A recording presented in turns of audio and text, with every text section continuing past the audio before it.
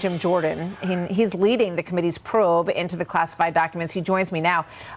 Chairman, we just heard about these covers that go on these, and we have a picture, actually, of Joe Biden as vice president holding one of these as a demonstration. We're going to enter this into the discussion here. So that is a cover for classified documents. Jillian Turner, who worked in national security, tells us that even having this outside of a SCIF is really not the way that this is supposed to be handled. So this is something that you are going to make a priority in getting to the bottom of. Tell me a little bit about how you plan to do that, given what you have access to and what you don't. Well, what we're going to make a priority, Martha, is what the whistleblowers have told us is going on at the Justice Department, namely different treatment under the law for different people. And that's not supposed to be the way our justice system operates. And it's not supposed to be operated on a political basis. So we've had a number of I wouldn't be surprised if we have a whistleblower now come forward and talk to us about this situation, this classified documents. We've had so many now, over 24 that have come talk to House Republican judiciary staff about what they've seen from the Justice Department.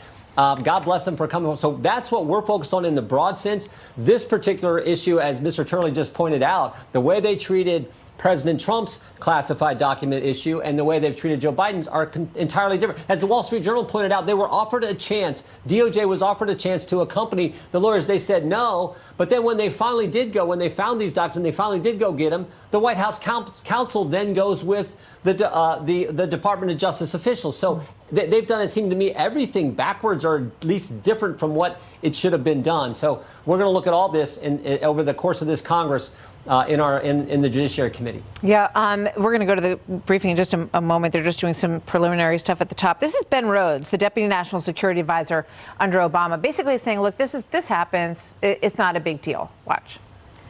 Clearly what happened here is something went wrong in the process of packing up those documents. Documents got co-located, and they could have been co-located, by the way, at any time. It might have happened months before things were packed up. A memo gets put in the wrong place here.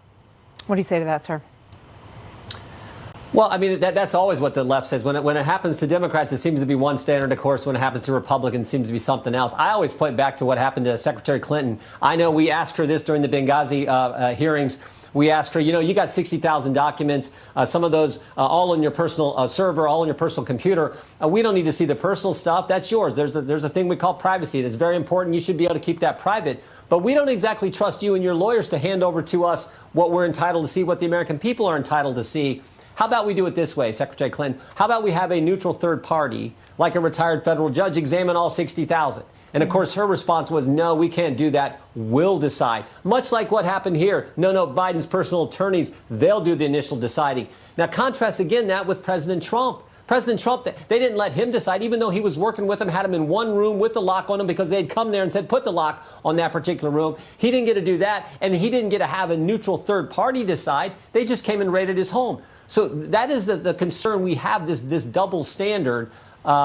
And we see it time and time again, whether it's pro-life activists, whether it's pro-abortion supporters in front of a Supreme Court justice's home trying to influence a decision. There's always seems to be this disparate treatment depending on what the political persuasion is of the individuals associated with it. That's a problem. That's not supposed to be how things are done in our country. Yeah, what do you make of the political response here and the fact that some Democrats are saying, including even Joy Behar on The View, saying, it would be good for the president at this point to sort of step forward and say, I made a mistake, and to explain his actions here to the people? I haven't got anything, and nothing makes sense to me, as Professor Turley said. They find the documents at the Penn Center on November 2nd. They find additional documents in the garage on December 18th. There's a press report on January 9th about the Biden Center documents that they found in November. Then the White House comes out and confirms those, but they don't tell us about the ones that they found on December 18th, even though they already knew about it. Why not just be clear with the American people? So I don't understand any of this.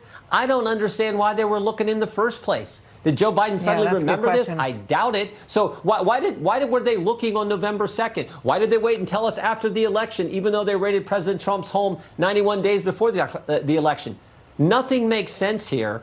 So again, we want to try to get to the bottom of it, get the answers to the American people about this and so many other things. How do you do that? And would it be in your purview or in oversight, on the oversight committee, in terms of how the White House handled this? Because you just raised one of the really sort of stickiest issues here, which is that this was revealed to the White House shortly before the election.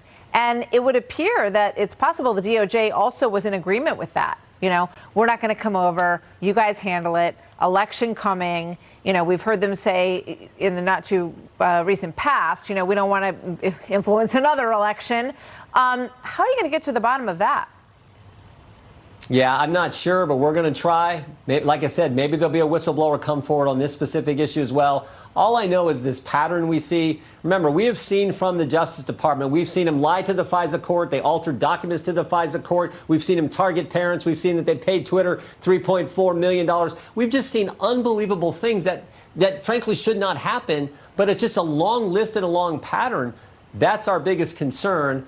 And it's, again, why we have the focus on our committee to get to the bottom of all this. So there's this specific investigation, and then there's also a wider sort of politicalization of the intelligence agencies, and that has ruffled a lot of feathers on the other side of the aisle from you, sir.